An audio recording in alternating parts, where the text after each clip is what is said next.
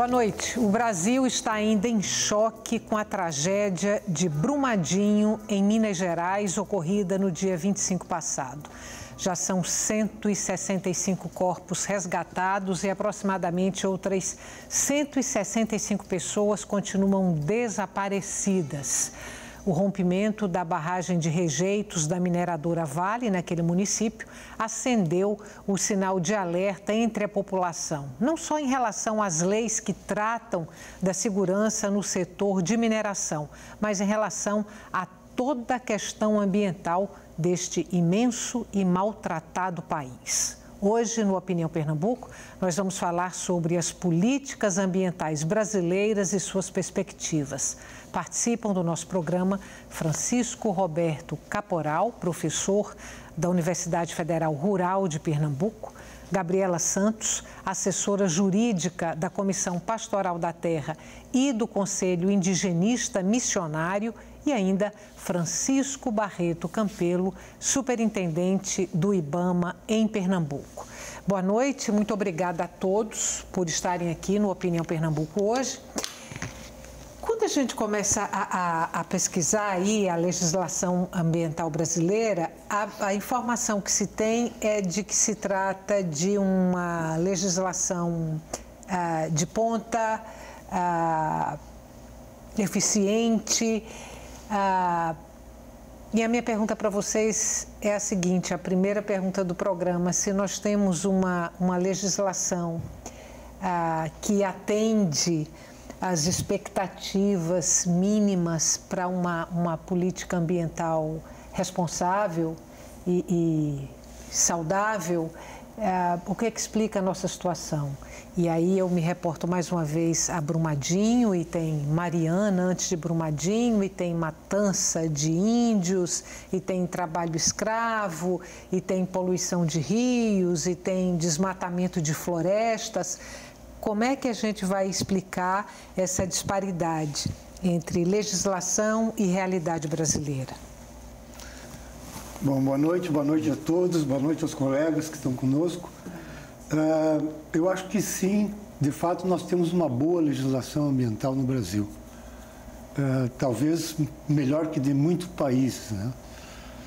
Na minha percepção, o que tem ocorrido é que, nos últimos anos, por um lado, a gente está flexibilizando muitas das nossas leis, né?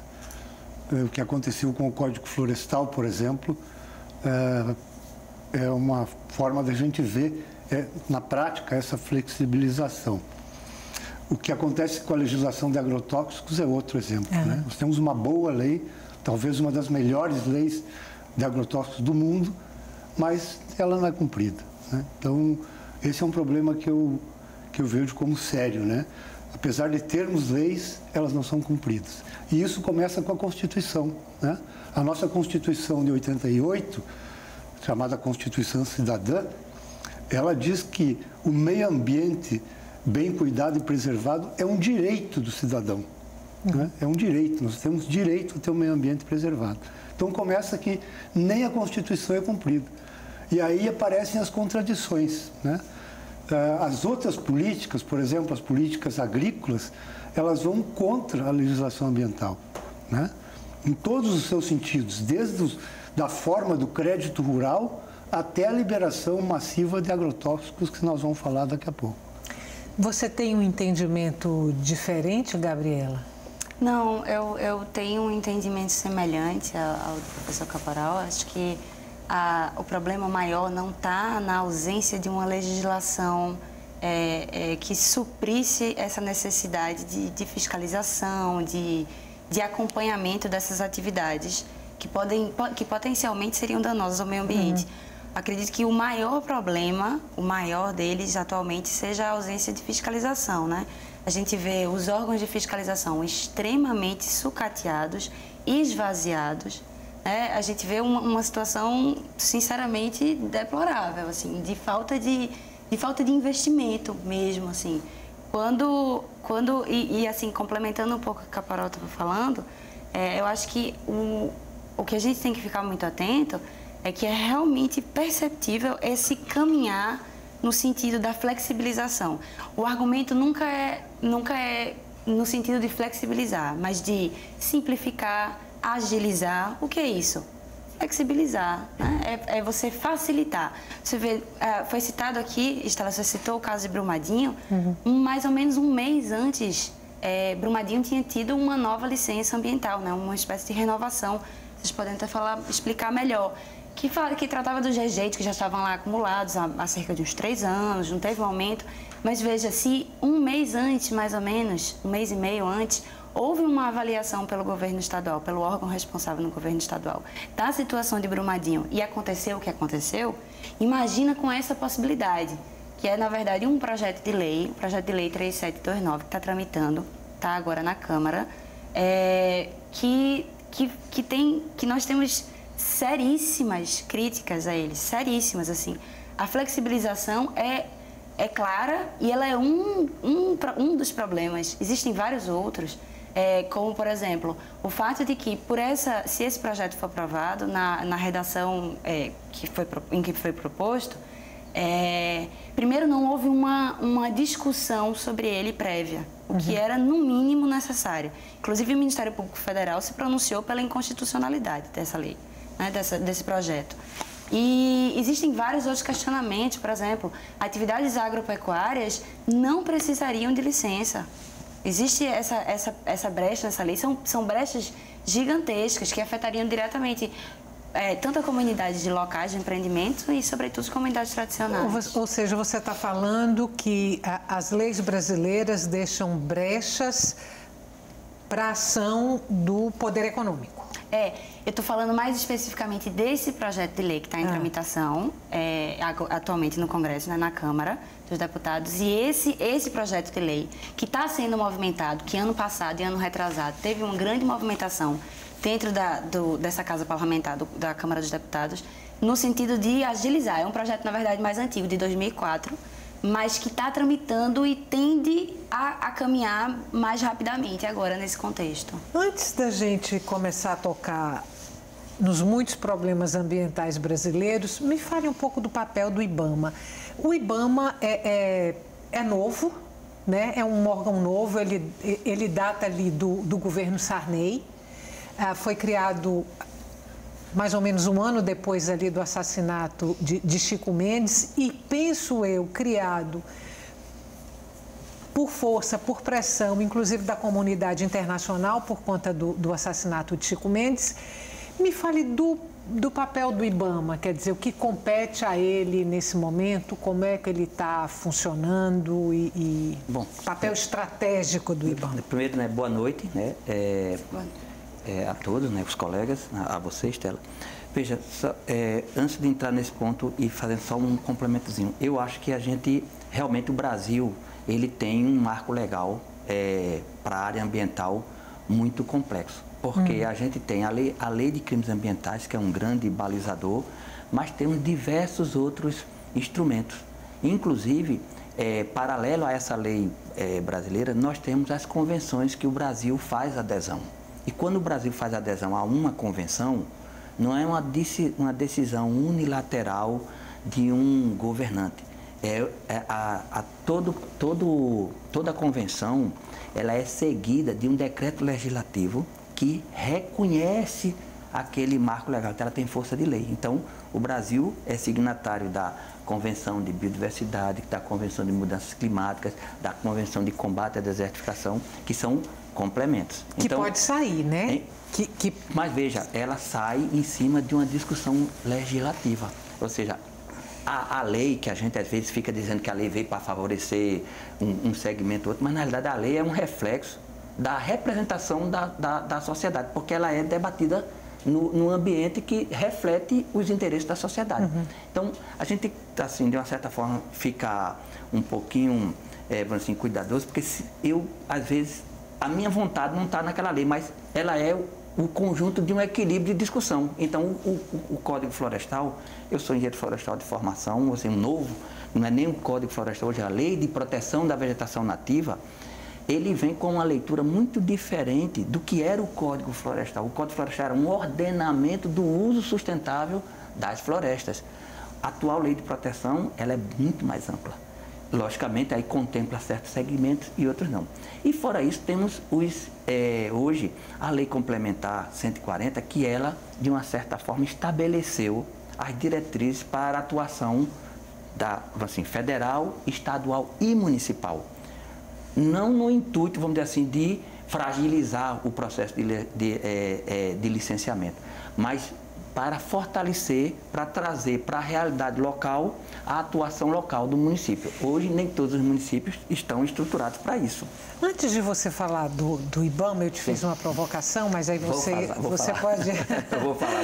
Você pode falar depois. Eu queria trazer um outro ponto. Vocês três aí usaram a expressão flexibilização, né, das leis, que era um discurso do governo até bem pouco tempo atrás, era um discurso muito presente nos meios de comunicação e o governo sustentando a necessidade de se flexibilizar essa legislação.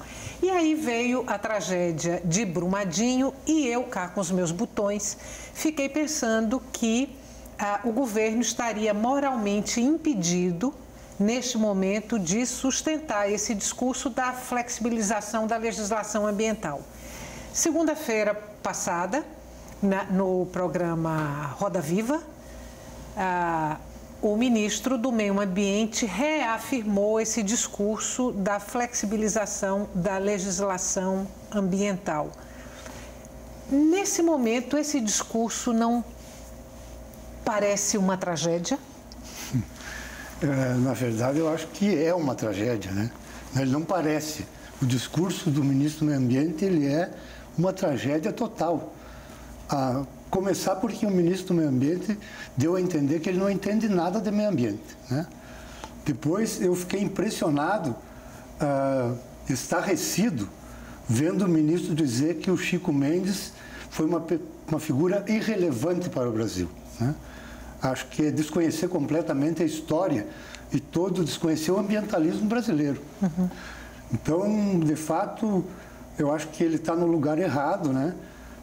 E as outras afirmações que ele tem feito, né? Sobre os índios, por exemplo, né? Que índio tem que viver como índio tem que ser índio e viver como índio, e isso ele acha que é um atraso, né? Ou o que ele está dizendo com relação à questão do agronegócio, que tem que cuidar do meio ambiente, mas o agronegócio tem que ser mais cuidado, porque o Brasil depende das exportações para pagar, né, a nossa dívida. Então, é um discurso completamente fora da realidade. Parece que o ministro caiu de paraquedas no Brasil, né? Parece que ele não conhece a nossa realidade de nenhuma forma, de nenhum canto. Então, eu acho que sim, né? Eu acho que aí é uma preocupação grande, né? Acho que nós, do movimento ambientalista, dos outros movimentos, vamos ter que ficar muito atentos às ações do Ministério do Meio Ambiente, uhum, né? Que teve uma trajetória, eu diria assim, bastante promissora nos últimos anos, né? Com realizações importantes, mas que agora a gente tem que ficar cuidadoso, né? Com o pé atrás, com o que pode vir pela frente aí na questão ambiental. Quais as áreas que vocês consideram mais suscetíveis no Brasil na questão ambiental? Que setores? Acho que, Estela, talvez as áreas, os territórios das comunidades tradicionais, que são as comunidades, os povos indígenas, as comunidades quilombolas, ribeirinhas e tantas outras comunidades tradicionais que temos aqui, talvez sejam as diretamente, mais rapidamente impactadas. Acho que toda a sociedade, mas essas comunidades, elas têm uma relação muito íntima, muito próxima de pertencimento com a natureza, com o território, e afetar o território delas, afetar a natureza que faz parte do território delas, é afetar diretamente essas pessoas, essas comunidades. Então, acho que essa flexibilização, ela não está fora de um contexto maior, de um projeto de governo maior, que é inclusive de não reconhecer, como esse pronunciamento, né, do ministro, é você não reconhecer a identidade indígena de uma população que é visível e inegável, por favor, e ao mesmo tempo você não só não reconhece, aqui é impossível de negar, você tenta invisibilizar e deslegitimar com pronunciamentos como esse. Então, é você diminuir essas comunidades e, ao mesmo tempo que você nega a existência e a identidade étnica delas, você inviabiliza uma existência e uma resistência dentro do território. Porque quando você flexibiliza esse tipo as licenças ambientais, os grandes projetos, os grandes empreendimentos, eles impactam muito essas comunidades. Facilitar isso, imagine, é por isso que eu estou tentando contextualizar um pouco. Se hoje a gente tem uma legislação que é interessante, completa, que é uma legislação de ponta, a gente vê esses desastres, como você inicialmente estava falando, imagina com uma possível aprovação de um projeto de lei como esse, em que uma atividade agropecuária, independente do tamanho e da dimensão dela, não precisaria de um licenciamento ambiental. Fora que existem planos, né, do novo governo de tentar facilitar a exploração dessas terras, dessas comunidades tradicionais, como dos povos indígenas. Então, eu acho que os povos tradicionais, inicialmente, seriam quem eu gostaria de apontar como mais impactados. Eu, assim, dando sequência ao que vocês demandaram e provocaram, vamos dizer assim, eu diria o seguinte, primeiro é importante a gente, assim, o marco legal, ele, de fato, eu não vou usar a palavra flexibilizar, mas ele precisa ser adaptado, certo? E às vezes a adaptação vem principalmente para favorecer os pequenos. A gente tem casos inúmeros aqui na nossa norma que o pequeno agricultor, as comunidades tradicionais ficam cerceadas porque não conseguem atender o marco legal e no seu dia a dia são aqueles que praticam as atividades que fazem com que você conserve as paisagens. Então, é uma coisa muito complexa e a gente não pode, digamos assim, diminuir ou querer simplificar no sentido de achar que só é para facilitar para certos segmentos. As comunidades tradicionais, por exemplo, eu trabalho com as comunidades de fundo de pasto. Mas você acredita nessa possibilidade de uma flexibilização para favorecer o pequeno agricultor, você que a gente tem um país de dimensão continental e que a gente precisa adaptar a certas realidades locais. Vou lhe dar um exemplo bem pragmático. O nosso agricultor do semiárido pratica um sistema de produção caracterizado como pousio, que ele usa a terra, deixa ela descansar por um tempo e depois volta a produzir naquele ambiente. No semiárido, isso é fundamental para assegurar a produtividade e fazer com que o agricultor não vá ter que buscar novas áreas para a produção. Certo. Porque a vegetação nativa volta para aquele ambiente e a caatinga tem plantas leguminosas que fixam nitrogênio no solo e o sistema de perda de folhas faz com que a terra volte a ter fertilidade. Então, esse sistema de pousio praticado há anos e séculos já pelos nossos agricultores, ele é fundamental para manter a terra produtiva, porque a produtividade é tão baixa que o agricultor não tem condições de investir com insumos. Ou ele parte de um sistema de produção agroecológico, onde ele estabelece o equilíbrio, ou ele também faz uma agroecologia com esse sistema de rodízio. A lei diz 5 anos. Só que no semiárido a produção é em função do quadro chuvoso. Às vezes a terra fica descansando 8 anos. Quando o agricultor vai praticar a sua atividade, preparar o solo para plantar, ele é surpreendido pelo órgão ambiental, multado, porque ele está desmatando.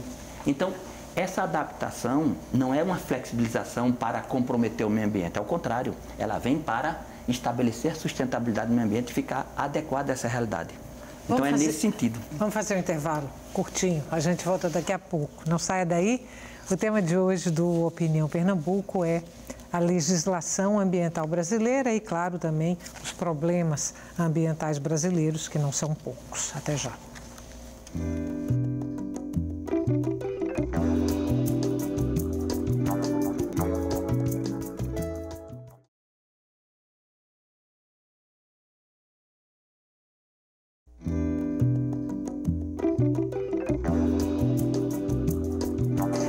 Estamos de volta com a Opinião Pernambuco. No programa de hoje, nós falamos sobre as políticas ambientais brasileiras e suas perspectivas.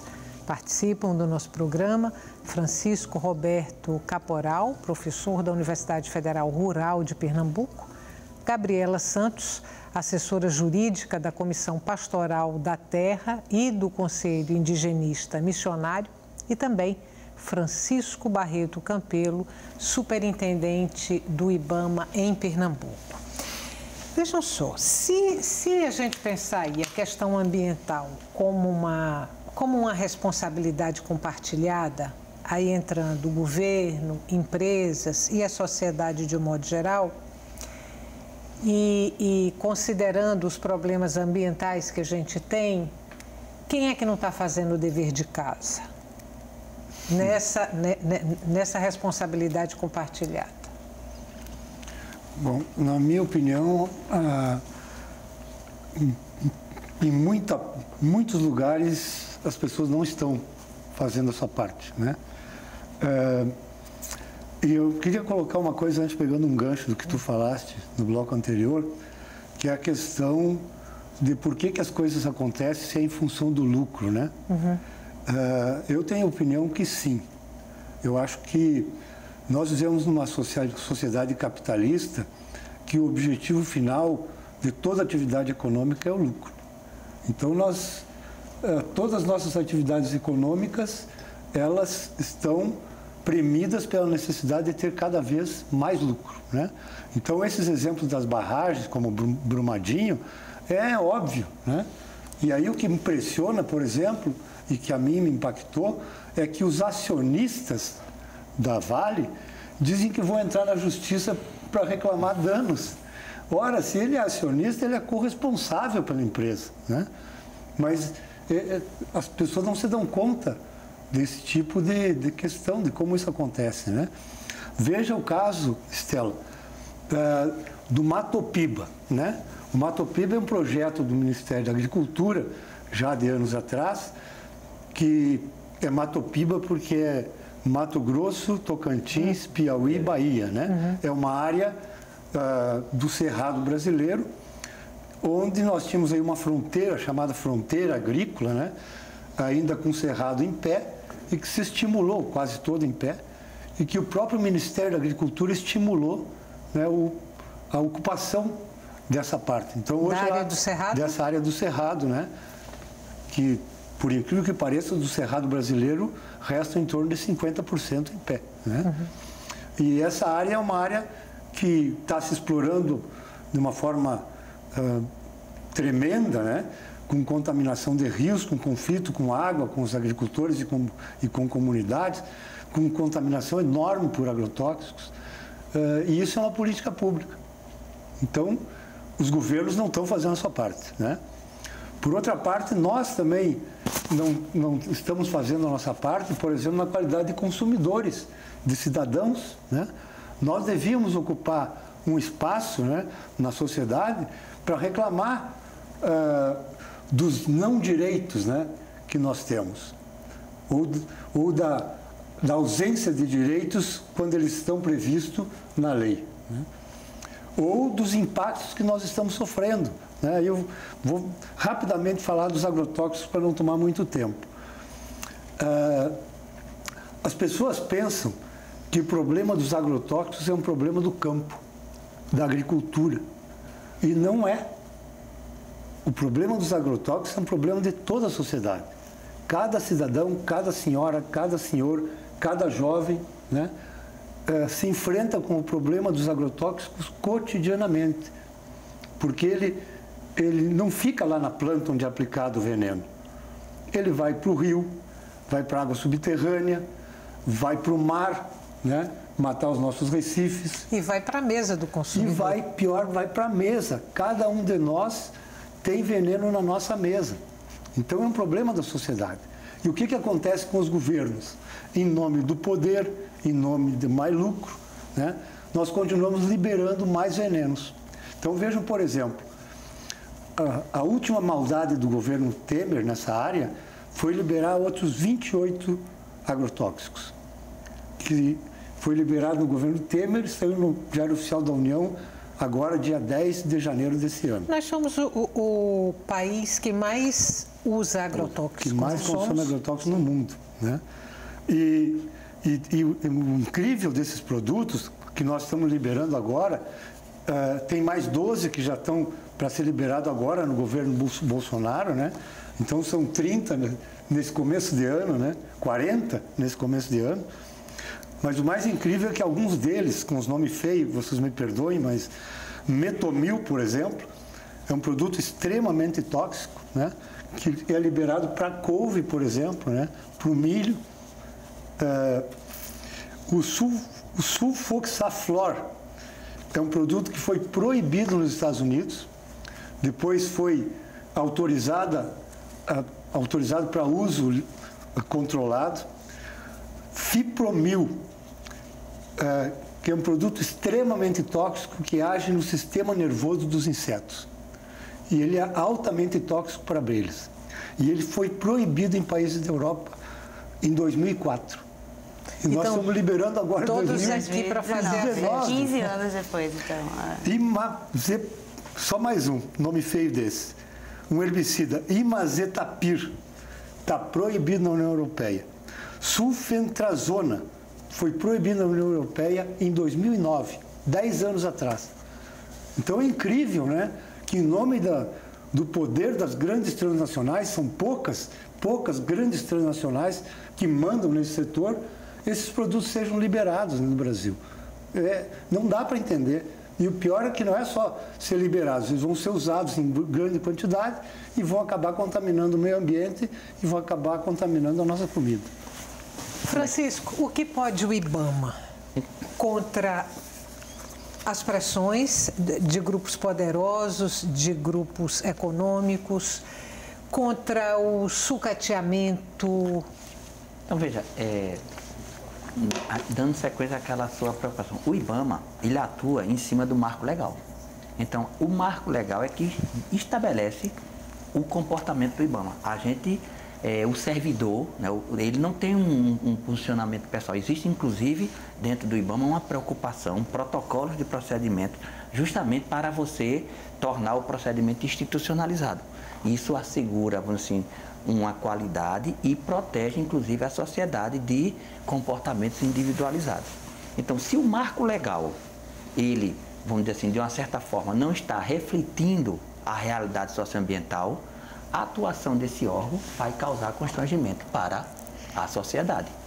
Se a sociedade não se comporta como a lei está determinando, ela vai ser passível de uma ação do órgão ambiental. Agora, aquela sua preocupação e essa corresponsabilidade, né? Existe hoje um processo de descentralização da gestão tentando qualificar o seu processo, porque essas ações locais nem o Estado, nem o IBAMA conseguem chegar.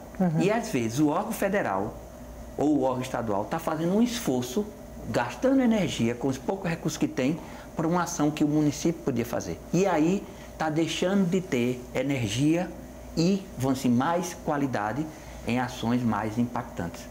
Então, a descentralização ela vem obedecendo essa lógica. Inclusive, Pernambuco passou, a gente aprovou agora no Conselho de Meio Ambiente do Estado, foram quase 2 anos de debate ou 3, o que é impacto local e o que é impacto, assim, um impacto regional, ou seja, qual é a competência do município e qual é a competência do Estado.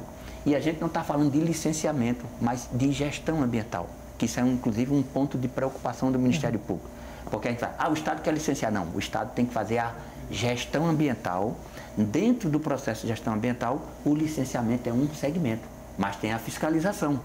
Então, quem licencia, obrigatoriamente tem que fiscalizar. Então, o caso de Brumadinho, a responsabilidade maior é do Estado, porque ele licenciou. Então, ele é responsável pelo seu processo de licenciamento. Ele teria que fazer a fiscalização nesse processo de licenciamento. Nós temos as normas do CONAMA, que estabelecem uma série de diretrizes, mas o Estado tem suas normas. Então, o IBAMA, né, o órgão federal, ele entra, às vezes, numa situação supletiva, que é muito sempre mais na fiscalização.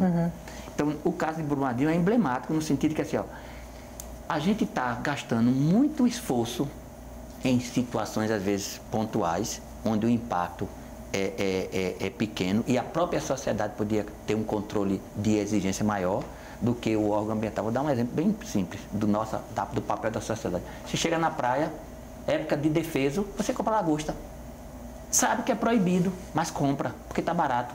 compra caranguejo, come uma fêmea, me dá uma fêmea, e sabe que é proibido. Está na época assim, do defeso do gaiamu. E a gente compra.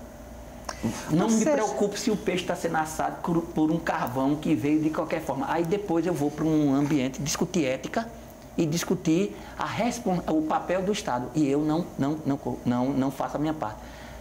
Hoje o mundo está discutindo a questão dos ODS. Os ODS, que são os Objetivos para o Desenvolvimento Sustentável, ele vem justamente buscando fazer com que cada segmento, né, assim, cumpra o seu papel. A gente tem, por exemplo, no Brasil, que 70% do alimento do brasileiro é produzido pela agricultura familiar.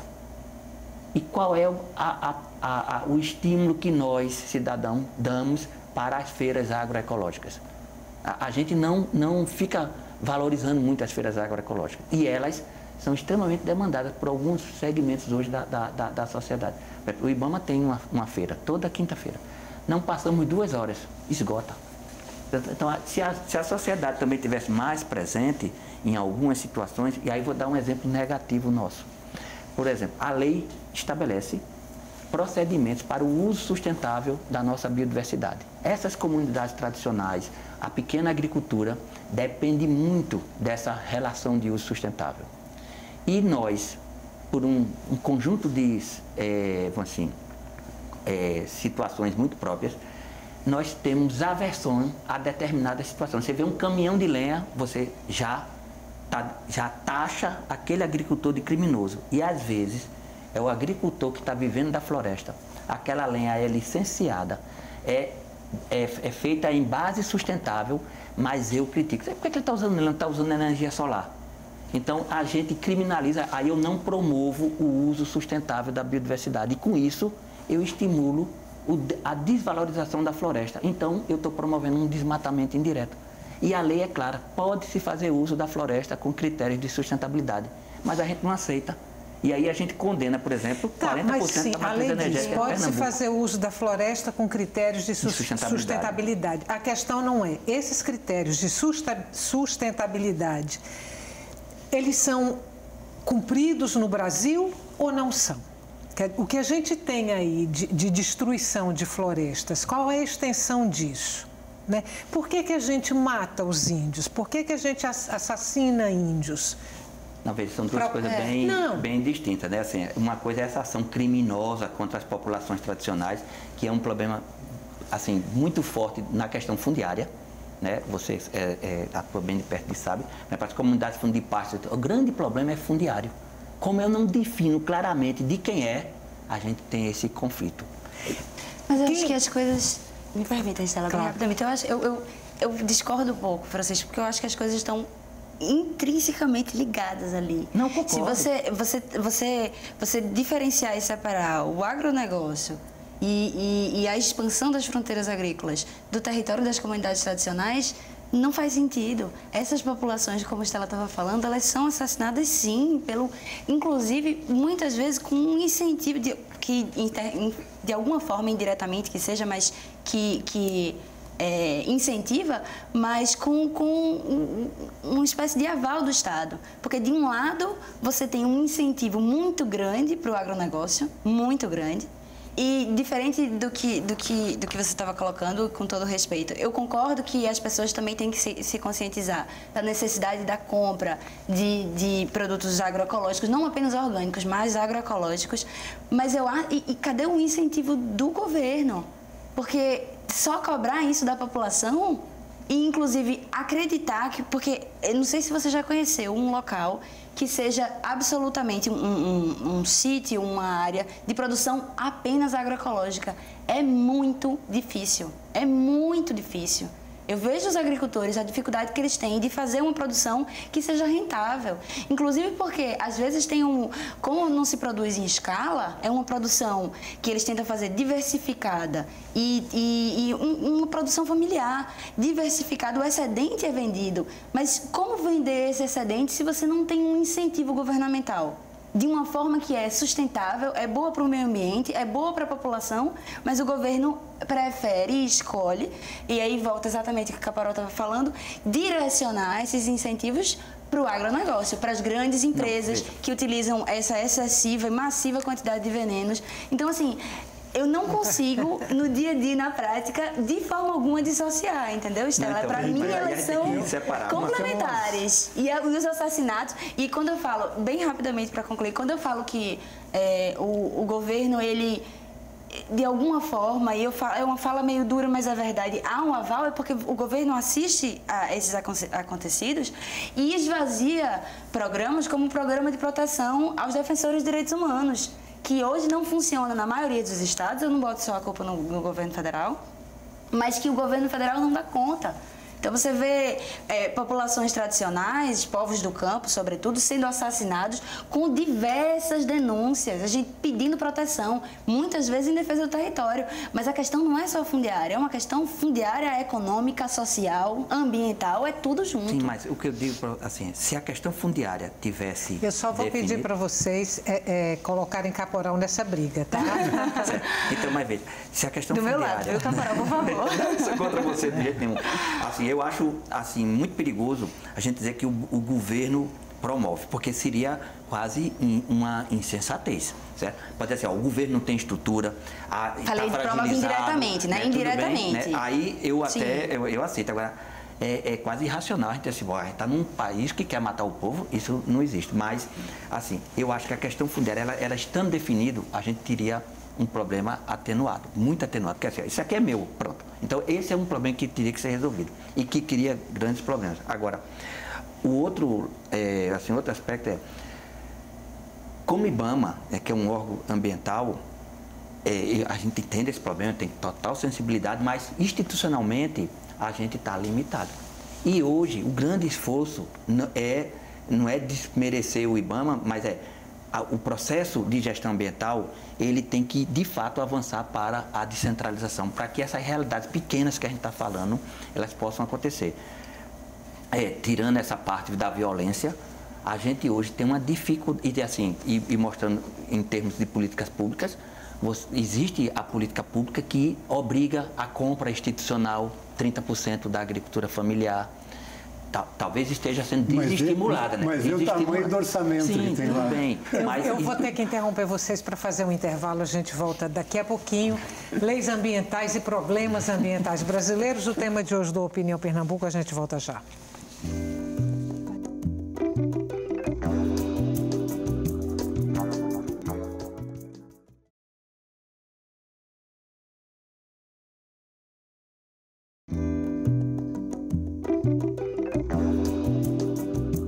Estamos de volta com o terceiro e último bloco do Opinião Pernambuco. As políticas ambientais brasileiras estão sendo discutidas hoje no nosso programa, que tem a participação de Francisco Roberto Caporal, professor da Universidade Federal Rural de Pernambuco, Gabriela Santos, assessora jurídica da Comissão Pastoral da Terra e do Conselho Indigenista Missionário, e ainda Francisco Barreto Campelo, superintendente do IBAMA em Pernambuco. Eu vou te passar a palavra porque eles estavam brigando no bloco anterior e você não falou.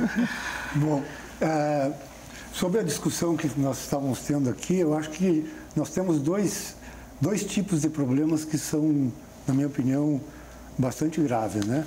Um é a denúncia histórica que nós temos de assassinatos de camponeses e comunidades tradicionais. A CPT faz anualmente um levantamento dos conflitos no Brasil inteiro. Os conflitos só se multiplicam, né? E nós não temos uma solução para isso. E essa solução viria por onde, né? Na minha opinião, vem por reformas estruturais, né? A demarcação das terras indígenas, né? A legalização das terras quilombolas, a reforma agrária, que nunca se fez nesse país, né? Então, acho que esses problemas estruturais têm que ser resolvidos no Brasil.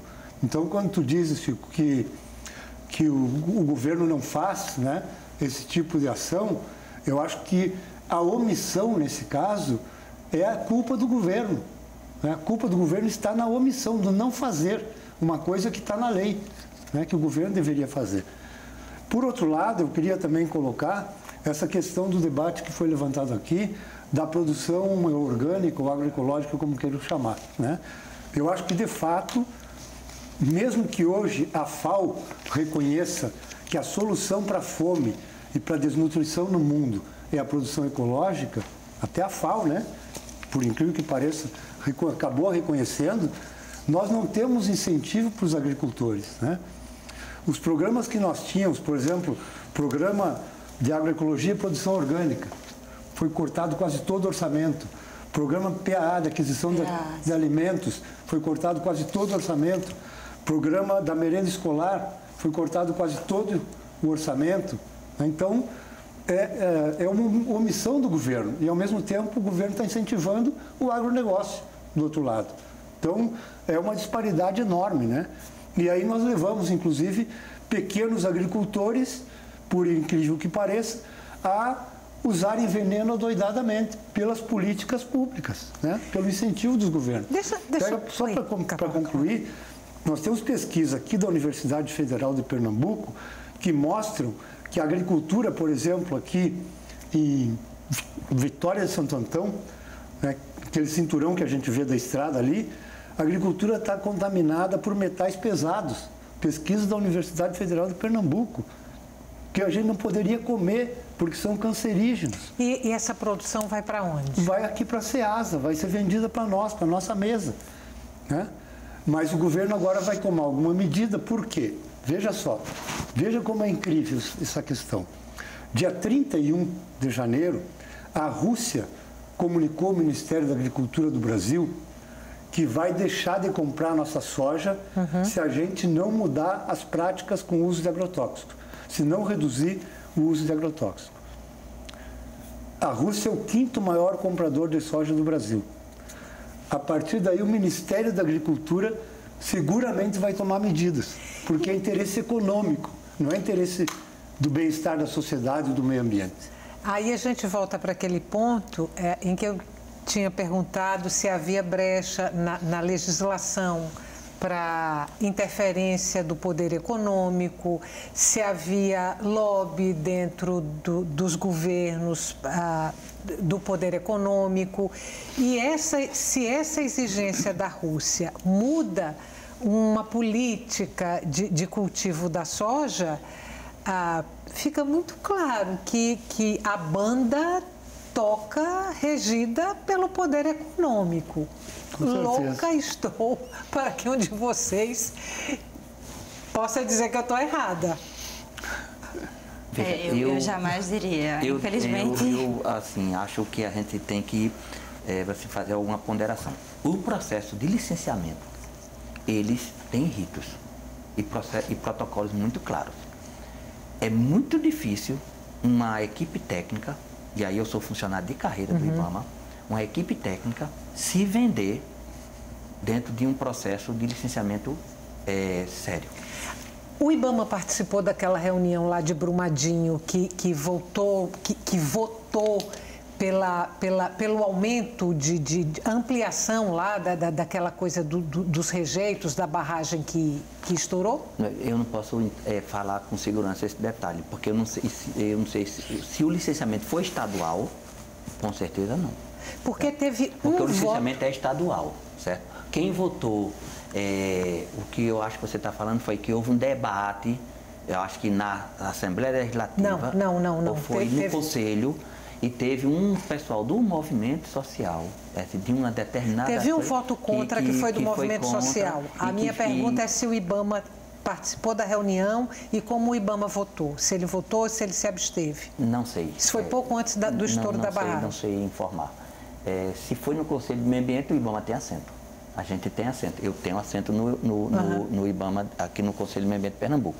E, tanto o IBAMA aqui como o CPRH, tem protocolos muito claros, né, para os processos de licenciamento.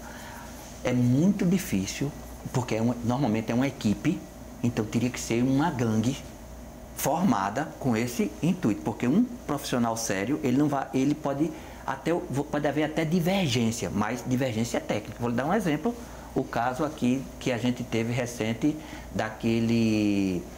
de um empreendimento em, oh meu Deus, ali naquela praia, tem um nomezinho que eles chamam Arena Porto, né? Houve um desentendimento entre o Estado e o município. E o Ministério Público queria que o IBAMA fosse licenciar. Então, houve uma audiência pública e a gente entrou como IBAMA, não para licenciar, porque o Estado não se entendia com o município, para mostrar qual era o procedimento que deveria se adotar para aquele licenciamento.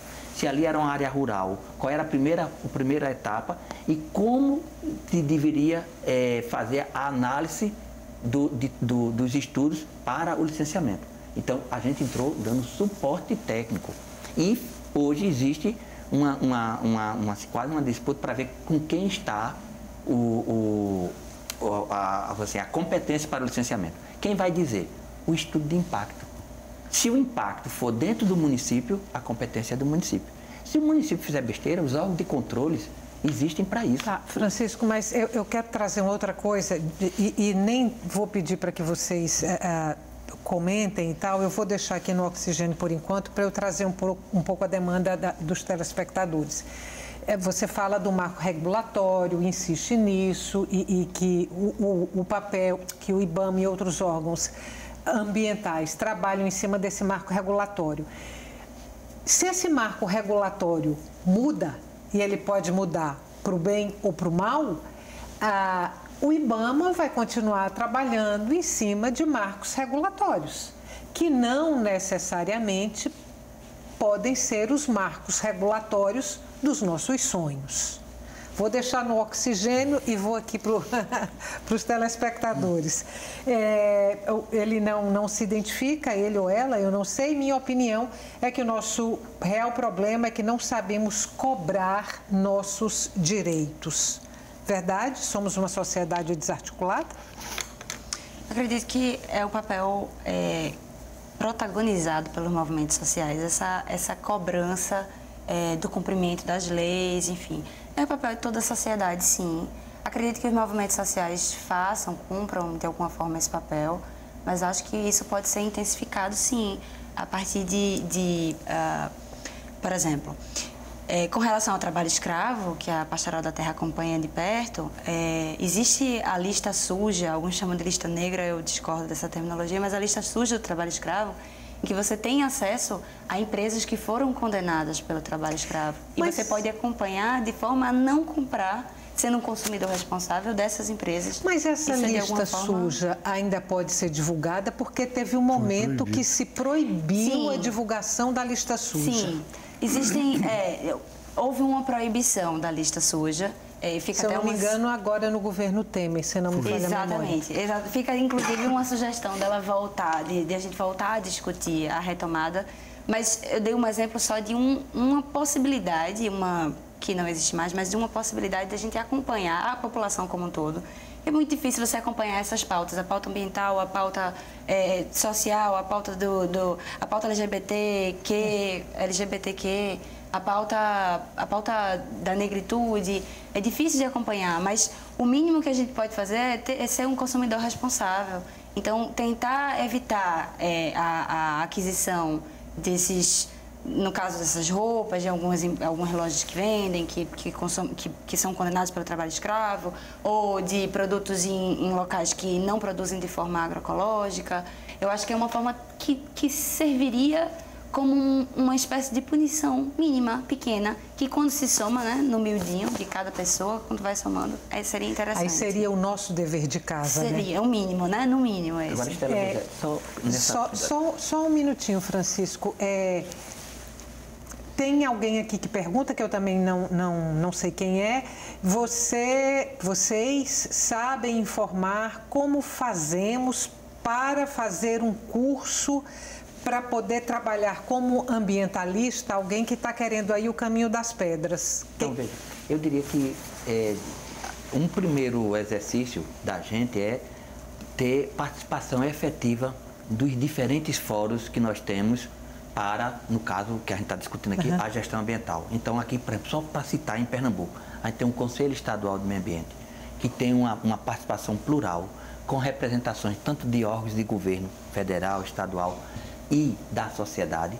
Então, a sociedade precisa, de uma certa forma, qualificar a sua participação, como também os órgãos públicos precisam qualificar suas representações nesse conselho. Temos os fóruns né? Temos os comitês, tem o comitê da bacia do Capibaribe, ou seja, existem vários ambientes onde a gente pode estar presente. A gente tem aqui o Fórum de Combate ao Agrotóxico, coordenado pelo Ministério Público. A reunião, por sinal, foi hoje, lá no Ibama. Eles já tiveram aqui uma vez, né? Foi uma participação ótima. Existem instrumentos que estão aí para justamente lutar pela qualificação da gestão ambiental. Às vezes a gente desmerece esses instrumentos e fica num debate individualizado ou pequeno, em vez de fortalecer esse instrumento. Eu acho que esse é um caminho. Hoje até tem pela internet curso para a qualificação da gestão ambiental. Agora, um grande problema que nós temos que fragiliza a gestão ambiental é todo mundo achar que pode discutir gestão ambiental. Então, aí você perde o viés técnico e isso às vezes fragiliza os processos. Direito, quem discute é um advogado. Mas quando a gente vai falar do meio ambiente, todo mundo quer discutir. E às vezes ele é específico, precisa de uma formação específica para aquilo. Mas, Francisco, veja, a questão ambiental aí não é uma coisa que diz respeito ao conjunto da sociedade e que cada um participa deste debate da forma que lhe é possível. Se eu tiro o debate da questão ambiental do conjunto da sociedade, o que é que eu estou fazendo? Aliás, aí eu queria também botar minha colher, porque a legislação ambiental no Brasil e no mundo, né, ela só evoluiu e melhorou em função do movimento ambientalista. Não estou dizendo, não é nesse sentido, né? não, com certeza. Foi um movimento ambientalista que lá começou na década de 50, 60, a lutar pela defesa do meio ambiente. Foi daí que nasceu a legislação ambiental, não foi o contrário. Não, com certeza. Né? Vou dar um exemplo do que eu estou falando. Por exemplo, a lei diz, em cima desse discurso plural e dos avanços da sociedade, que a gente pode fazer uso sustentável da floresta. O processo de licenciamento do uso sustentável da floresta tem que ser por um profissional competente. Quando isso é feito, eu estou falando do cara que elabora, do profissional que elabora o projeto para o uso sustentável da floresta. Quando isso é feito por um profissional que se credencia no CREA, que faz assina um termo de responsabilidade técnica e que está seguindo todo o avanço da ciência para aquela atividade, aí chega uma pessoa que quer desmerecer e questionar essa atividade. Então, aí isso desqualifica. Agora o debate sobre a gestão ambiental, ele tem que ser da sociedade. Tem um lado e tem o outro, né? A lei de agrotóxicos diz que só se pode vender agrotóxicos com receituário agronômico. A gente sabe. Tu vai em qualquer lugar desse estado e compra veneno sem nada. Ou tu vai lá e tem receituário assinado por agrônomo lá na prateleira. Boa noite. O programa acabou. Eu vou ficar devendo perguntas dos telespectadores, inclusive uma para você, uma para o Ibama. Infelizmente o tempo da gente acabou. Eu sei que o debate é importante, mas a gente pode retomar esse assunto numa próxima oportunidade. Muito obrigada pela companhia até agora. O Opinião Pernambuco volta amanhã. Boa noite.